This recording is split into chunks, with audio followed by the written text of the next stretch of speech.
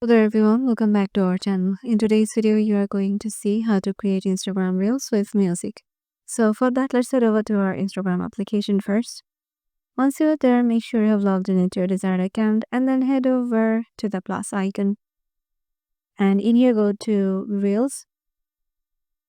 And here, select anything you want. Suppose I am selecting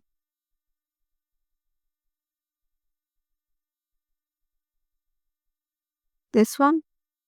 So once you select here, you will find the option of music icon in the lower left corner, and tap on it.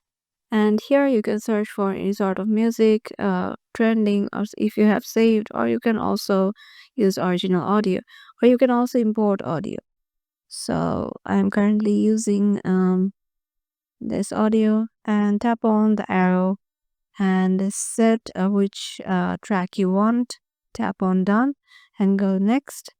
And as you can see in the songs word, you can also edit the caption or the cover and tap on share. And as you can see, the app is being finished. Once it is done, it will show on my feed. Have patience. So as you can see, my reel is posted with the song.